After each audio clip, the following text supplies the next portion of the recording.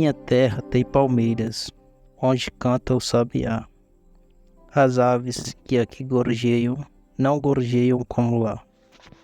Nosso céu tem mais estrelas, nossas várzeas têm mais flores, nossos bosques têm mais vida, nossa vida mais amores. Em cismar sozinho à noite, mais prazer encontro eu lá. Minha terra tem palmeiras, onde canta o sabiá. Minha terra tem primores, que tais não encontro cá. Em cismar, sozinho à noite, mais tarde encontro lá. Minha terra tem palmeiras, onde canta o sabiá. Não permita, Deus, que eu morra sem que eu volte para lá, sem que desfrute os primores que não encontro por cá, sem que ainda viste as palmeiras, onde canta o sabiá. Olá pessoal, dando continuidade à série de vídeos sobre as escolas literárias, eu estou aqui para falar do romantismo, né? Eu falo aqui do Atracador de Barreiras, um dos importantes pontos turísticos da nossa cidade, né? Ao fundo vocês podem ver ali a cidade de Araioses. E falando um pouco mais sobre o romantismo, né? Esse movimento literário que surgiu em meados do século XVIII na Europa. Um dos marcos iniciais é a publicação dos Sofrimentos do Jovem Werther, do escritor alemão Goethe, em 1774. Aqui no Brasil, o marco inicial é a publicação dos Suspiros Poéticos e Saudades, do escritor Gonçalves de Magalhães, em 1836. Para falar do romantismo, é importante também falar um pouco sobre o contexto histórico, né? O romantismo ele surge em meio a um período de grandes transformações na sociedade, né? A gente tem a Revolução Industrial, a Revolução Francesa, aqui no Brasil, a independência do Brasil. Todos esses acontecimentos, né, provocaram profundas mudanças na estrutura da sociedade daquela época. E, por consequência, também impactaram na literatura, né? O romantismo ele surge em meio a essas tantas mudanças que acontecem na sociedade. E essas transformações, todas elas causaram profundas mudanças na sociedade. A gente tem aí a ascensão da classe burguesa e a arte, assim como a literatura, elas saem do ambiente palaciano, né, das cortes, da nobreza, da aristocracia, e ganham os centros urbanos. A gente tem uma arte que deixa de ser erudita para uma arte mais de cunho mais popular, né, uma temática mais popular, mais próxima do ambiente das cidades, da, da classe burguesa em ascensão naquela época. E a literatura da mesma forma. A gente tem uma literatura que deixa de ser evidentemente erudita para uma literatura de cunho mais popular, alinhada aos interesses da burguesia. Agora a gente vai começar a falar sobre as características do romantismo. Né? Quais eram as características que predominaram no romantismo? Então, como características do romantismo, a gente tem o subjetivismo, o egocentrismo, o individualismo, né? Um foco muito grande no indivíduo, nas emoções e sentimentos do indivíduo, em como esse indivíduo se sente, né? Um foco em suas emoções e sentimentos. Ou seja, basicamente, o indivíduo fala de si mesmo, né? O individualismo, o egocentrismo, que predominam nas obras, na poesia da literatura romântica. Predomina também no romantismo o sentimentalismo exacerbado. As emoções e sentimentos são elevados ao grau máximo. Por isso mesmo, há certo um exagero nessas emoções e sentimentos, o que pode ser notado pelo uso de hipérboles. Outra característica é o nacionalismo. Os escritores falam muito da sua nação, do seu país, com orgulho, enaltecendo seus heróis e as qualidades do seu país. Aqui no Brasil a gente vai ter também uma característica muito marcante, é o indianismo. O índio é elevado a essa figura de herói nacional, né? Assim como na Europa os escritores românticos enalteciam a figura do cavaleiro medieval. Aqui no Brasil, como nós não tivemos um passado medieval, o índio é escolhido esse herói, que representa os valores do cavaleiro medieval, honra, bravura, coragem. Outra característica no segundo momento do romantismo é o pessimismo, né? A tristeza, a solidão, depressão, a desilusão com a vida e com o mundo, que marca essa segunda geração de poetas românticos, é também uma característica muito marcante no romantismo. O medo de amar, a atração pela morte e o escapismo, né? Os escritores se sentindo angustiados, se imaginam em um lugar melhor, um lugar longe dos problemas e preocupações da vida. Outra característica muito comum no romantismo é o saudosismo. Os escritores se imaginam num lugar distante ou numa época passada, por exemplo, a infância, onde tudo era mais simples e mais belo, o que pode ser visto, por exemplo, na obra Meus 8 Anos, de Casimiro de Abreu. Num último momento, os escritores românticos eles também vão se voltar para questões sociais, problemas sociais, escravidão, por exemplo, muito comum nas obras de Castro Alves. Temas sociais também são abordados no romantismo. Por fim, nós podemos citar também a liberdade quanto à forma que os escritores românticos buscavam, né? Eles buscavam ter mais liberdade em relação ao que escrever e como escrever. Por isso mesmo é muito comum o uso de versos brancos sem rima na poesia, o uso de versos sem métrica, poemas sem estrofação, ou seja, poemas sem uma estrutura fixa. Os escritores românticos eles buscavam ter mais liberdade quanto ao como escrever, quanto à forma de escrever. No romantismo a gente vai ter também o gênero romance, né, se tornando ali o gênero mais apreciado por parte dos leitores, né, através dos folhetins, onde todos os dias um capítulo novo de um mesmo romance era publicado. Assim como nós temos hoje nas telenovelas e minisséries, na época dos folhetins nós tínhamos os romances sendo publicados, capítulo após capítulo, todos os dias, o que ajudou a formar um público leitor assíduo e consumidor de romances, que era muito comum naquela época. O romance, então, passa a ser o gênero mais apreciado, dando lugar, substituindo as epopeias. Outra característica que predomina também no romantismo é a idealização da mulher. A mulher é retratada como um ser de uma beleza sem igual e de uma pureza quase que angelical, ou seja, é uma mulher idealizada na visão dos escritores românticos. A valorização do romance ela se deu não só por conta dos folhetins, mas também porque esses romances retratavam muitas vezes temas do cotidiano das pessoas, das cidades e da burguesia. Né? A gente tinha os romances regionalistas, que exaltavam a cultura regional, o romance indianista, voltado mais para essa figura do índio como herói, né? Tal qual nas obras de José de Alencar. A gente tinha o romance urbano, né? Voltado mais para temas do cotidiano das cidades, e o romance histórico, que era voltado para a formação da história do país.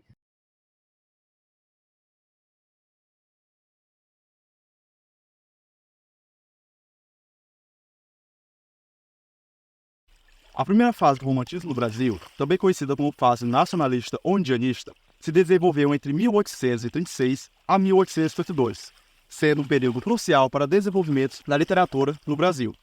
Esse movimento literário surgiu no contexto da recente descoberta do Brasil, que ocorreu em 1822. Os escritores buscavam se afastar das influências europeias e criar uma literatura que refletisse a realidade, a cultura e a natureza brasileiras. A primeira fase do romantismo no Brasil foi fundamental para a construção de uma identidade literária e cultural distinta, que valorizava a singularidade do país e de seu povo. A exaltação da natureza e a idealização do indígena e o foco no sentimentalismo marcaram essa fase, estabelecendo as bases para as futuras fases do romantismo no Brasil. Esse período não só consolidou o romantismo como a primeira grande escola literária do Brasil, mas também lançou as sementes para o desenvolvimento da literatura nacional e suas vertentes e temáticas. O sentimentalismo é uma característica marcante dessa fase. Os textos frequentemente abordam temas de amor impossível, sofrimento e morte, refletindo as emoções intensas e os conflitos internos dos personagens. Essa exploração dos sentimentos e emoções pessoais também contribuiu para a construção de uma literatura que valorizava a subjetividade e a individualidade. Gonçalo de Magalhães é considerado pioneiro do romantismo no Brasil. Sua obra Suspiros Poéticos e Saudades, publicada em 1836, é geralmente vista como marca inicial de um movimento romântico no país. Magalhães também escreveu A Confederação dos Tamoios, uma obra que glorificava a existência indígena contra a colonização portuguesa. Outro nome importante dessa fase é Gonçalves Dias, conhecido por seus poemas nacionalistas e indianistas, como Canção do Exílio e Ijuca Pirama. Seus versos celebram a beleza da natureza brasileira e a figura do indígena heróico, reforçando os valores e ideais dessa fase. Gonçalves Dias é, sem dúvida, uma figura central nessa fase. Seu poema Canção do Exílio, apresentado no início deste vídeo, tornou-se um emblemático. Captura o sentimento de saudade e amor à pátria que permeava na literatura da época. Em Ijuca Pirama, ele narrava a história de um índio que, ao ser capturado por tribos inimigas, exaltava a honra e a bravura dos povos indígenas, demonstrando a profunda densidade e responsabilidade pela cultura nativa. Joaquim Manuel de Macedo, autor de A Moreninha, de 1844, é outro destaque da primeira fase do romantismo. Seu romance, um dos primeiros do gênero no Brasil, trata de temas como o amor e a idealização da mulher, elementos característicos do romantismo. A Moreninha é uma obra que, apesar de sua leveza e simplicidade, ajudou a consolidar o romance como um gênero literário importante no Brasil. A primeira fase do romantismo foi marcada pela valorização das lendas e tradições populares. Os escritores buscavam, na cultura popular, elementos que pudessem enriquecer e autenticar a literatura nacional. Essa valorização das raízes culturais do Brasil ajudou a criar uma identidade literária que refletia a diversidade e a riqueza do país. A primeira fase do romantismo no Brasil foi fundamental para a construção de uma identidade literária e cultural distinta que valorizava a singularidade do país e seu povo. A exaltação da natureza, a idealização do índio e o foco no sentimentalismo marcaram profundamente essa fase, estabelecendo as bases para as futuras fases do movimento romântico no Brasil. Esse período não só consolidou o romantismo como a primeira grande escola literária no Brasil, mas também lançou sementes para o desenvolvimento da literatura no país.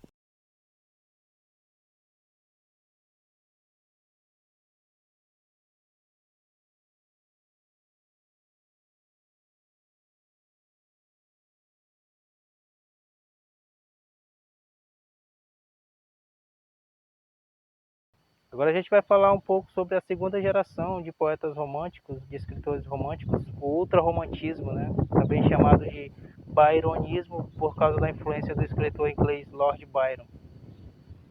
É uma geração de poetas que vai ter um caráter mais egocentrista, né? Um caráter mais pessimista, um sentimentalismo exagerado, uma visão pessimista em relação à vida, ao mundo, temas que induzem a valorização da morte. Enfim, é uma geração de poetas com um tom bem pessimista, macabro mesmo, por assim dizer. A segunda geração de escritores românticos, né, ela vai ser muito influenciada pelo mal do século, uma onda de pessimismo com relação aos valores da época, né, valores degradados.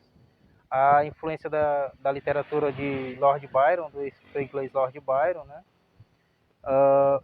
pessimismo com relação à vida, aos valores, à sociedade, enfim. Tristeza, mágoa, solidão, o escapismo, né, a tentativa de fugir para um lugar longe dos problemas e preocupações. Saudosismo com relação à infância, né, onde a infância seria vista ali como uma época onde tudo era mais simples e belo. Enfim, tudo isso vai influenciar e vai ser marcante nas obras dessa segunda geração de escritores românticos. É marcante também nessa literatura dos escritores românticos da segunda geração a idealização da figura feminina, né? A mulher vista como um ser puro, de uma pureza quase que angelical, né? O medo de amar, né? Ao mesmo tempo que eles desejam, querem amar a mulher, eles também temem corromper a pureza dela, né? É um amor platônico, propriamente dito. E isso também é marcante nessas obras desses escritores da segunda geração. Atração pela morte, satanismo, mistério, enfim.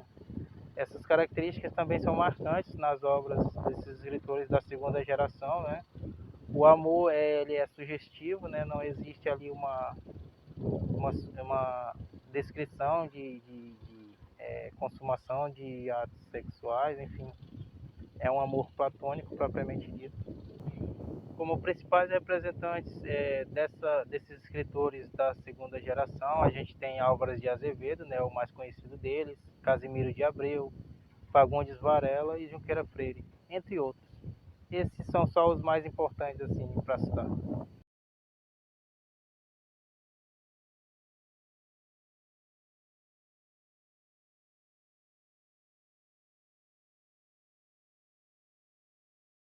A última fase do romantismo no Brasil, também conhecida como fase urbana ou condoreira, se desenvolveu entre 1870 a 1880. Este período foi marcado por um intenso desenvolvimento social e político, influenciado pelas ideias de liberdade e justiça do escritor francês Victor Hugo. O autor dessa fase utiliza a literatura como meio de crítica social e defesa de causas importantes, como a abolição da escravatura e a luta pela liberdade. Os escritores condoreiros buscavam um estilo grandioso e eloquente, utilizando metáforas, imagens impactantes para transmitir suas mensagens. A poesia dessa fase é caracterizada por um tom de declaratório e oratório, refletindo a urgência das causas defendidas. A figura do condor, ave que voa alto e enxerga de longe, simboliza a visão ampla e coragem dos poetas que abordavam esses temas sociais e políticos de maneira profunda e abrangente. Castro Alves é o principal nome da última fase do romantismo.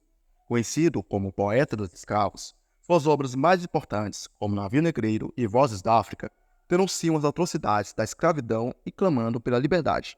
Seus poemas são marcados por uma linguagem intensa e emocional, com fortes apelos humanitários e uma profunda indignação contra a injustiça.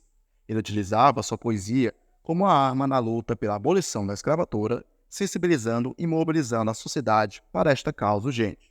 Além de Castro Alves, outros poetas destacaram nessa fase, como Tobias Barreto e Souza Andrade. Tobias Barreto, conhecido por seu espírito combativo e crítico, abordou temas sociais e políticos com um tom incisivo e polêmico. Ele foi um dos fundadores da Escola do Recife, que se dedicava ao estudo do direito, filosofia e literatura, e influenciou significativamente o pensamento crítico no Brasil. Souza Andrade, por sua vez, trouxe uma abordagem inovadora e experimental à poesia, misturando temas sociais com uma linguagem rica e complexa, como em sua obra O Guês Errante. A poesia condoreira se distingue por seu caráter combativo e engajado, refletindo as mudanças sociais e políticas da época. O Brasil vivia um período de intensas transformações, com uma monarquia sendo questionada e um movimento abolicionista. Os poetas dessa fase se colocavam à linha de frente dessas lutas, usando a arte para mobilizar a sociedade e denunciar as injustiças. A última fase do romantismo no Brasil é caracterizada pelo forte compromisso da sociedade pela busca de justiça e liberdade. Os poetas condoreiros utilizavam uma linguagem grandiosa e eloquente para abordar questões urgentes, consolidando a luta como uma forma de transmitir essas mensagens. Essa fase marcou o fim do romantismo no Brasil, preparando para o surgimento de novas correntes literárias, como o realismo e o parnasianismo, que já foram apresentadas, que trariam novas perspectivas e estilos para a literatura brasileira. Os temas abordados pelos poetas eram diversos, mas sempre engajados e carregados de intenso sentimento de revolta e luta pelo desejo de mudança. A escravidão, a opressão e a desigualdade social e a luta por liberdades eram questões centrais. A literatura deixou de ser apenas um reflexo de sentimentos individuais para se tornar um meio de expressão coletiva e de luta por direitos e justiça. A literatura usada por eles era em metáforas, imagens grandiosas e um tom elevado, quase épico. Essa escolha estilística tinha como objetivo causar um impacto profundo nos leitores, despertando neles a consciência e o desejo de luta por um mundo melhor. As influências de Victor Hugo, apresentado no início deste vídeo, é evidente na forma como os poetas brasileiros adotavam esse estilo retórico e engajado. Em resumo, a última fase do romantismo no Brasil foi um período de intensas transformações políticas e sociais, onde a literatura se tornou um período de ferramentas de denúncia e de mobilização. Os poetas condoreiros liderados por figuras como Castro Alves, apresentados anteriormente, usaram suas palavras para lutar contra a escravidão e a injustiça, deixando de lado a coragem e o compromisso com as causas sociais. Essa foi não apenas um encerramento de um ciclo romântico no Brasil, mas também abriu as portas para novas correntes literárias que continuaram a explorar e refletir a complexidade das descobertas brasileiras. Então, pessoal, é isso, né? Isso foi um pouco sobre o romantismo, né? É lógico que nosso objetivo aqui não era esgotar tudo que se tem a saber sobre o romantismo, né? Ele foi um movimento bastante heterogêneo, como vocês puderam perceber aí. E a gente espera que tenha contribuído com algum conhecimento em relação ao romantismo, né? A gente tentou focar nos pontos principais. E é isso. Até uma próxima e obrigado.